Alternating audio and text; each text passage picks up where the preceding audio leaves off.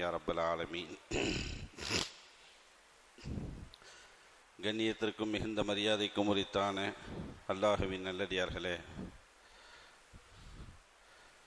நபிகள் நாயகம் ஸல்லல்லாஹு அலைஹி வஸல்லம் அன்னவர்களுடைய பிறந்த மாசமான ரபீஉல் அவ்வல் மாசத்தை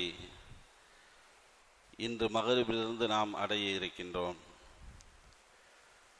நபிகள் நாயகம் ஸல்லல்லாஹு அலைஹி வஸல்லம் அன்னவர்கள் வராமல் இருந்திருந்தால் நமக்கெல்லாம் ஈமான் இருக்குமா இருக்காதா என்பது மிகப்பெரிய ஒரு கேள்விக்குறியாக அமைந்திருக்கும். மாக்களாக வாழ்ந்த அவர்களை எல்லாம் மக்களாக மாற்றிய மாபெரும் பெருமகனார் ஸல்லல்லாஹு அலைஹி வஸல்லம் அன்னவர்கள் சவுதியிலே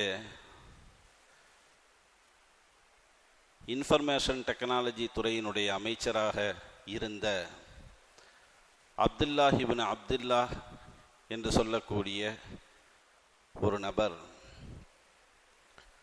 அரபு டைம்ஸ் அப்படிங்கிற ஒரு பத்திரிகையில் ஒரு செய்தி ஒன்று வெளியிட்டிருக்காரு.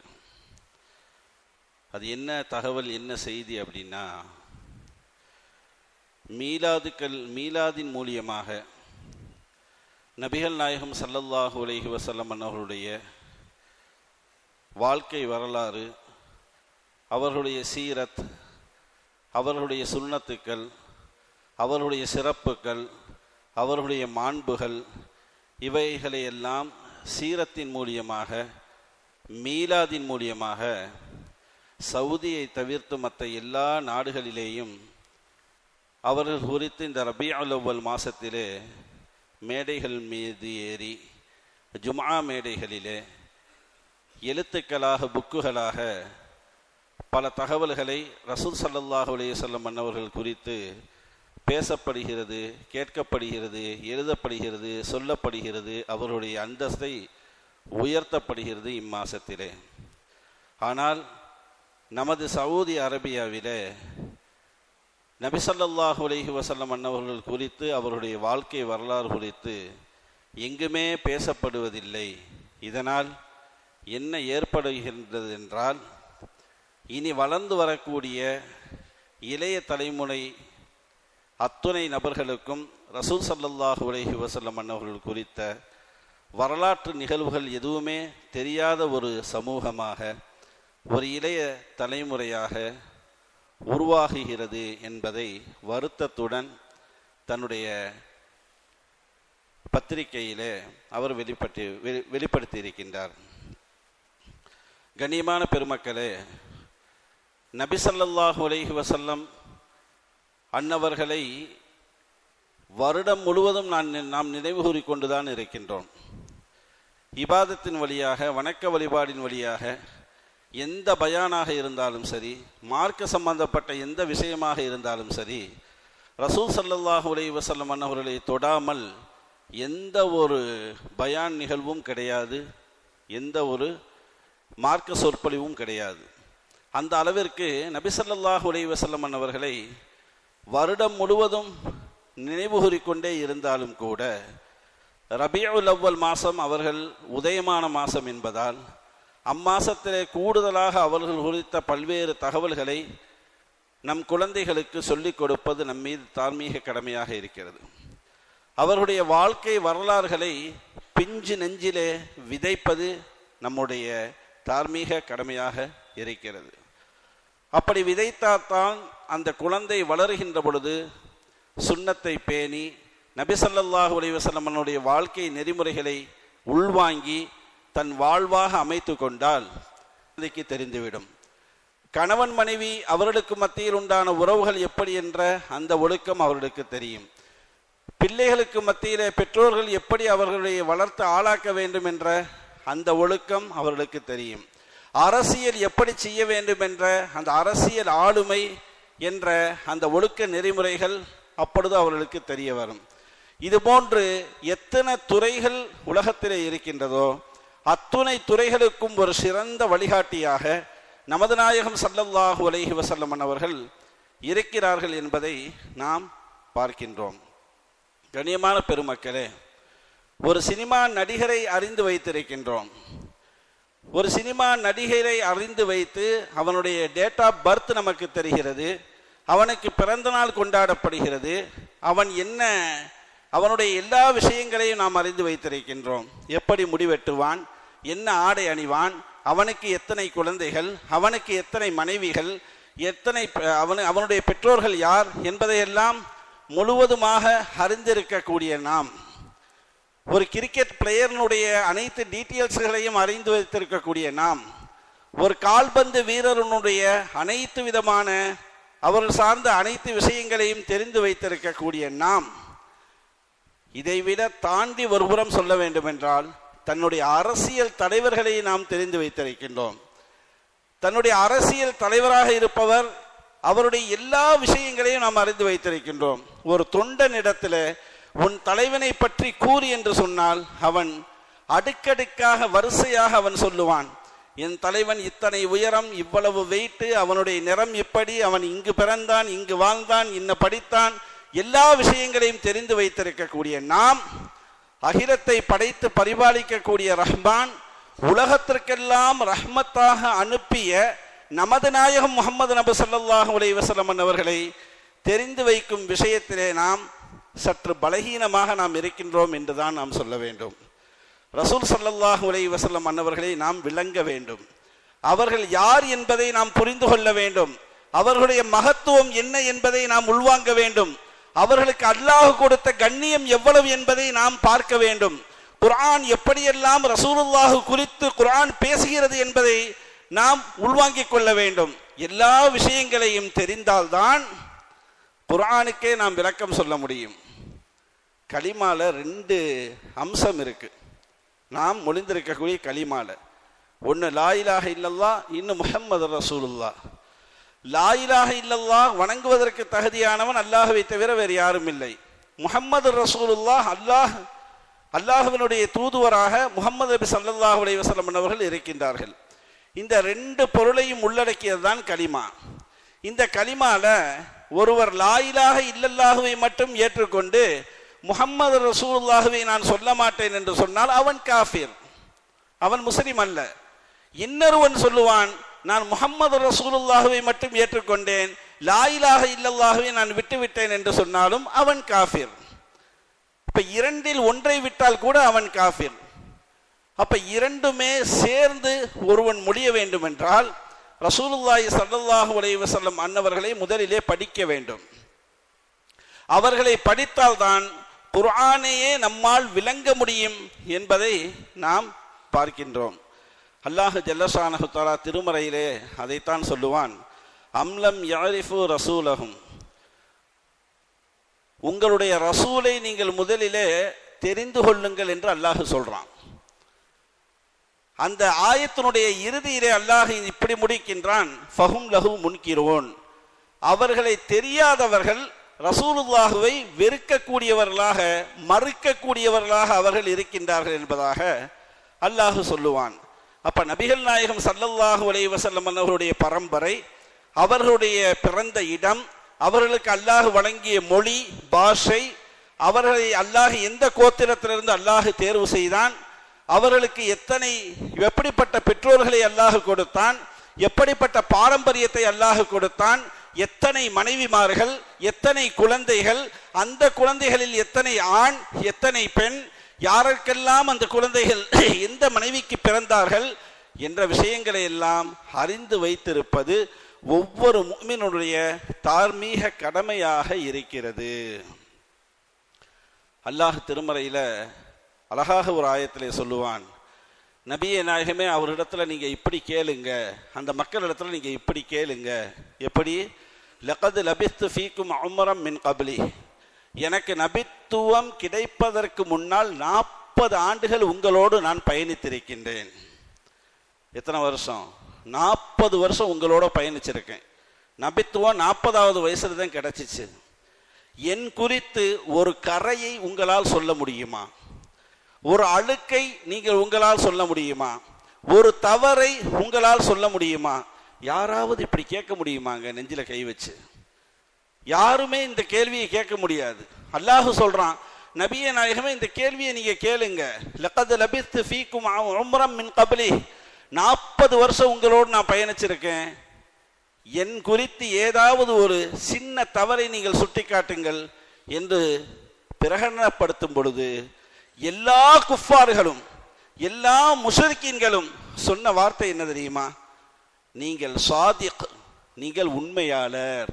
ரசூலுல்லாஹ்வை பிடிக்காது, அவங்க கொள்கை பிடிக்காது, அவங்க ஓர் இறை கொள்கையை நிலைநாட்டுவதற்காக வேண்டி வந்தவர்கள், சிலையை அகற்றுவதற்காக வேண்டி வந்தவர்கள், சிலை வணக்கத்தை இல்லாமல் ஆக்குவதற்காக வேண்டி வந்தவர்கள்.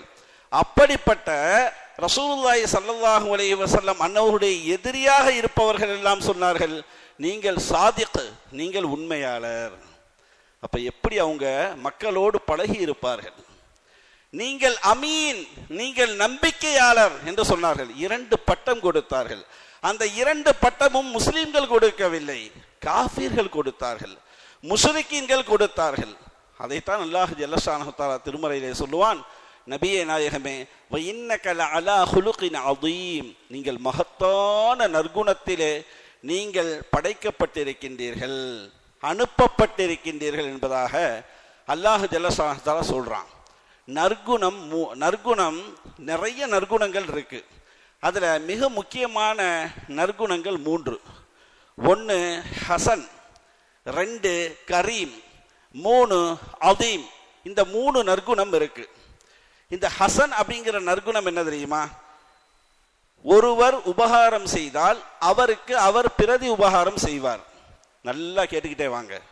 ஹசன் அப்படிங்கிற நற்குணம், ஒருவர் உபகாரம் செய்தால் அவருக்கு இவர் பிரதி உபகாரம் செய்வார். அப்படியே நேர்முரணாக ஒருவர் கெடுதலை செய்தால் அதே போன்று கெடுதலையும் அவரும் செய்வார். இது ஹசன். இது ஒரு பிரிவு. 2வது நற்குணம் என்னவென்றால் கரீம். இந்த கரீம் என்பது ஒருவர் உபகாரம் செய்வார், அவருக்கு அவர் பிரதி உபகாரம் செய்வார். சரியா? அதே நேரத்தில் அவருக்கு இவர் கெடுதலை செய்தால் அவர் மீண்டும் அவருக்கு கெடுதலை செய்ய மாட்டார். இது கரீம். இது 2வது நற்குணம். 3வது இருக்கிறது அதீம். இந்த அதீமை தான் அல்லாஹ் இந்த ஆயத்திலே குறிப்பிட்டு தருகின்றான். வ இன்னக லஅலா ஹுலுகின் அதீம், மகத்தான நற்குணத்திலே நீங்கள் இருக்கின்றீர்கள். எந்த நற்குணத்தை பேசுவது? உச்சந்தலையிலிருந்து உள்ளங்கால் வரைக்கும் அனைத்துமே நற்குணம். ரசூலுல்லாஹி ஸல்லல்லாஹு அலைஹி வஸல்லம் அவர்களுக்கு மலக்குமார்களிடத்திலே நற்குணமாக நடந்தார்கள், ஜின்களிடத்திலே நற்குணமாக நடந்தார்கள், பறவைகளிடத்திலே நற்குணமாக நடந்தார்கள், கால்நடைகளிடத்திலே நற்குணமாக நடந்தார்கள், சிறுவர்களிடத்திலே நற்குணத்தோடு நடந்தார்கள். விதவை, அனாதை, தாழ்த்தப்பட்டவன், உயர்த்தப்பட்டவன் யாராக இருக்கட்டும், எல்லா நபர்களிடத்திலேயும் மனைவி உட்பட, பிள்ளைகள் உட்பட, சொந்த பந்தங்கள் உட்பட, முனாஃபிக் உட்பட, முஷ்ரிக் உட்பட, யஹூதி உட்பட, நசராக்கள் உட்பட அனைவரிடத்திலேயும் சிறந்த நற்குணமுடையவராக நபியே நீங்கள் இருக்கின்றீர்கள் என்று அல்லாஹ் சான்று அளிக்கின்றான் திருமறை வேதத்திலே.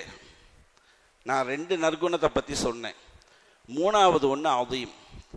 இந்த அதீமுடைய நற்குணம் எப்படி என்றால், ஒருவர் உபகாரம் செய்தால் அதற்கு இவர் பிரதி உபகாரம் செய்வார். அது மட்டுமல்ல, அதை தாண்டி அதிகமாகவே செய்வார். நமக்கு ஒருத்தர் ஏதாவது ஒரு உதவி செஞ்சிருக்கார் அப்படின்னா அதை விட டபுள் மடங்கு அதிகமாகவே அவருக்கு செய்வார். 1. அதே நபர் இவருக்கு கெடுதி செய்தால் அவர் மீண்டும் அவருக்கு கெடுதி செய்ய மாட்டார். அந்த கெடுதிக்கு பகரமாக மீண்டும் அவருக்கு மன்னித்து உபகாரம் செய்வார். இது அதீம் அப்படிங்கிற நற்குணம். இந்த நற்குணத்தில் தான் நபிகள் நாயகம் ஸல்லல்லாஹு அலைஹி வஸல்லம் அவர்கள் உலகத்திற்கு அனுப்பப்பட்டார்கள் என்பதாக அல்லாஹ் ஜல்லஷானஹு தஆலா திருமறையிலே அழகாக அல்லாஹ் சொல்லுவான். ரபீஉல் அவ்வல் மாசம், வசந்தத்தினுடைய மாசம். ரபீஉல் அவ்வல் என்பது முதல் வசந்தம் என்பது அதனுடைய பொருள்.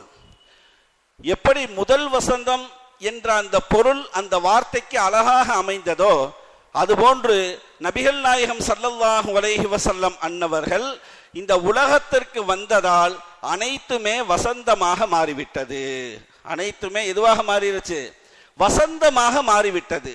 ஏனோ தானோ என்று வாழ்ந்தவர்கள் எல்லாம் அல்லாஹுக்கு பயந்து ரசூலுக்கு அடிபணிந்து ஒரு மனிதநேயத்தோடு வாழக்கூடிய ஒரு மாக்களாக வாழ்ந்தவர்களை மாற்றினார்கள் முத்துநபி ஸல்லல்லாஹு அலைஹி வஸல்லம் அன்னவர்கள்.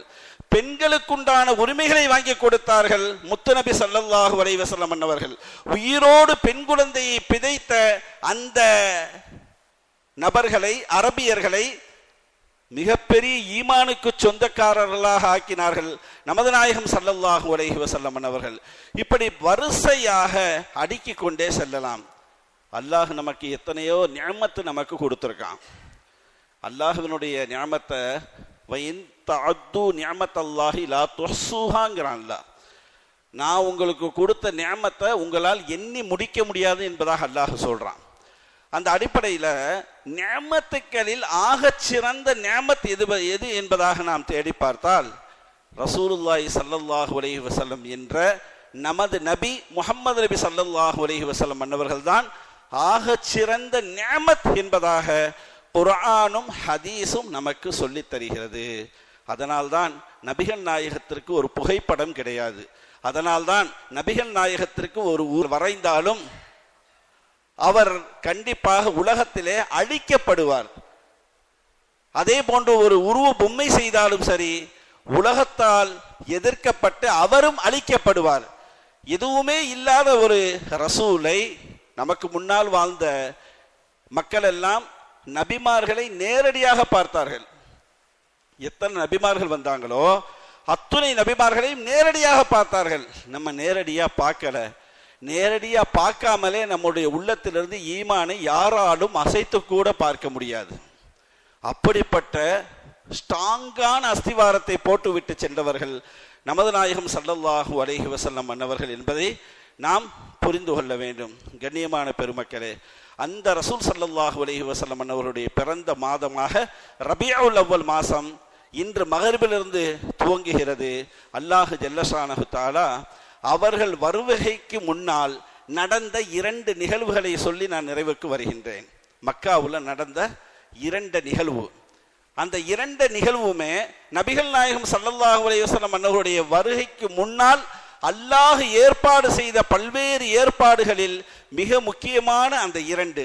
ஒன்று, அபரஹா என்ற மன்னன் யானை படைகளோடு மக்காவை இடித்து அதை ஒன்றுமில்லாமல் ஆக்க வேண்டும் என்பதற்காக வேண்டியும் மக்காவிலே வசிக்கக்கூடிய அந்த மக்களை அழித்து அவர்களையும் ஒன்றுமில்லாமல் ஆக்க வேண்டும் என்பதாக அல்லாஹ் ஆப்ரஹா என்று சொல்லக்கூடிய அந்த மன்னன் படையெடுத்து வந்தான் அல்லவா. அவன் யார் என்பதாக வரலாற்றிலே பார்க்கின்ற பொழுது அவன் ஒரு நசாரா, அவன் ஒரு கிறிஸ்தவ மதத்தை சார்ந்தவன். நம்ம மார்க்கத்தில் ஒரு நியதி ஒன்று இருக்குங்க. என்ன நியதி அப்படின்னா, இஸ்லாம் வருவதற்கு முன்னால் அஹ்ல கிதாப் என்று சொல்லக்கூடிய வேதக்காரர்கள் இருந்தாங்க. யார் வேதக்காரர்கள்? நசராக்களும் யூதர்களும். கிறிஸ்தவர்களும் யூதர்களும் வேதம் கொடுக்கப்பட்டவர்கள் அவங்க இருந்தாங்க. அப்போ உள்ள நியதி என்ன அப்படின்னா, அல்லாஹ் ஜல்லஷானஹு தஆலா சிலை வணக்கம் செய்யக்கூடியவர்களுக்கும் வேத கிதாபு கொடுக்கப்பட்டவர்களுக்கும் யுத்தம் நடந்தால் அல்லாஹ் வெற்றியை வேத கிதாபு வழங்கியவர்களுக்குத்தான் அல்லாஹ் கொடுப்பான். சிலை வணக்கம் செய்யக்கூடியவர்களுக்கு அல்லாஹ் வெற்றியை கொடுக்க மாட்டான். இது ஒரு நியதியாகவே இருந்தது. அந்த கர்வத்திலே, ஆணவத்திலே அப்ரஹா என்று சொல்லக்கூடிய அந்த மன்னன், நாம் நசாரா, நாம் ஒரு கிறிஸ்தவர், அவர்களெல்லாம் சிலை வணக்கம் செய்து கொண்டிருக்கின்றார்கள், ஆகையால் அந்த ஊரையும் அந்த மக்காவையும் ஒன்றுமில்லாமல் ஆக்கிவிடலாம் என்ற அந்த எண்ணத்திலே, கர்வத்திலே, ஆணவத்திலே, மிதப்பிலே அவன் படையெடுத்து வந்தான் அல்லவா. அல்லாஹ் ஜல்லஷானஹு தஆலா இந்த இடத்துல அந்த நியதியை அல்லாஹ் உடைக்கிறான். நியதி என்னங்க? அந்த அப்ரஹா மன்னனுக்கு வெற்றியை கொடுக்கணும். இந்த இடத்துல அந்த நியதியை அல்லாஹ் உடைக்கிறான். அபாபில் அப்படிங்கிற பறவையை வைத்து எல்லா யானைப்படைகளையும் அவனையும் சேர்த்து மென்று துப்பப்பட்ட சக்கையை போன்ற அல்லாஹ் ஒன்றும் இல்லாமல் ஆக்கிறான். சூரா ஃபீல்ல இதனுடைய வரலாறு முழுவதுமாக பேசப்படுது. அலம் தர கைஃப ஃபஅல ரப்புக பி அஸ்ஹாபில் ஃபீல் என்ற இந்த சூறால. சரி, ஏன் அல்லாஹ் ஜல்லஷானஹு தஆலா இந்த நியதியை அல்லாஹ் மாற்றினான் என்று நாம் மேலும் உள்ளே நுழைந்து அதனுடைய விரிவுரைகளை நாம் பார்க்கின்ற பொழுது அங்குதான் நமக்கு மிக முக்கியமான ஒரு தகவலை நமக்கு சொல்லுவார்கள். என்ன தெரியுமா? ரசூலுல்லாஹி ஸல்லல்லாஹு அலைஹி வஸல்லம் அவர்கள் இன்னும் ஒரு சில மாதங்களில் இந்த மக்காவிலே பிறக்க இருக்கின்றார்கள். எங்கு பிறக்க இருக்கின்றார்கள்? இந்த மக்காவிலே பிறக்க இருக்கின்றார்கள். அப்படிப்பட்ட ரசூல் வருகைக்கு வரவிருப்பதின் காரணமாக மக்காவை பாதுகாக்க வேண்டும், மக்காவிலே வசிப்பவர்களையும் பாதுகாக்க வேண்டும். அவர்களை ஒன்றுமில்லாமல் அழித்துவிட்டால் நாயகத்தினுடைய வருகை இல்லாமல் போய்விடும் என்பதற்காக வேண்டி அல்லாஹ் சிலை வணக்கம் செய்து கொண்டிருந்த அவர்களை கூட அல்லாஹ் பாதுகாத்து அஹ்ல கிதாப் என்று சொல்லக்கூடிய வேதம் கொடுக்கப்பட்டவர்களை அல்லாஹ் அழிக்கின்றான் என்றால் நபிகள் நாயகத்தினுடைய வருகைக்காக வேண்டி அல்லாஹ் செய்த மிகப்பெரிய ஏற்பாடு அது. ஏன் அல்லாஹ் சிலை வணக்கம் செய்தவர்களை அல்லாஹ் விட்டான்? அல்லாஹுக்கு நன்கு தெரியும், எப்படிப்பட்ட மனிதர்களையும் ஒன்றுமில்லாமல் ஆக்கி அவர்களை நேர்வழிப்படுத்தக்கூடிய ஆற்றலும் தகுதியும் தராதாரமும் நாம் அனுப்பக்கூடிய அந்த முஹம்மதுக்கு இருக்கிறது என்ற அந்த விஷயம் அல்லாஹுக்கு தெரியும். இது ஒரு நிகழ்வு, அல்லாஹ் செய்த ஏற்பாடு. ரசூலுல்லாஹ் வருவதற்கு முன்னால் அந்த மக்காவையும் மக்கத்து வாசிகளையும் அல்லாஹ் பாதுகாத்தான். இரண்டாவது நிகழ்வு ஒன்று நடக்கிறது. நபிகள் நாயகம் வருகைக்கு சற்று ஏறக்குறைய ஒரு சில மாதங்களுக்கு முன்னால் என்ன நிகழ்வு தெரியுமா?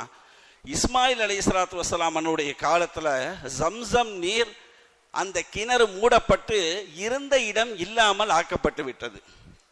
இஸ்மாயில் அலைஹிஸ்ஸலாம் அவங்க காலத்திலேயே ஜம்சம் நீர் ஊற்று இருக்கல்லவா, அந்த ஊற்று மூடப்பட்டு இருந்த இடம் இல்லாமல் ஆக்கப்பட்டுச்சு. அதுக்கப்புறம் வந்த எத்தனையோ நபிமார்களுக்கு ஜம்சம் கிடைக்கல, அந்த இடமும் எங்கன்னு தெரியல.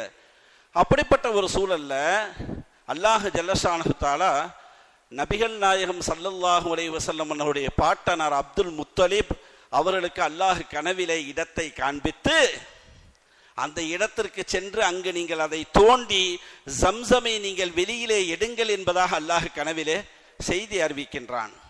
அப்துல் முத்தலிப் அவர்கள் அதே கனவை அவர்கள் தொடர்ந்து கண்டு மேலும் அவர்கள் அந்த இடத்திற்கு சென்று காணா போன மறைந்த அந்த ஜம்சம் நீரை, அந்த கிணற்றை, அந்த ஊற்றை அவர்கள் தோண்டி உலகத்திற்கு அறிமுகம் செய்கின்றார்கள்.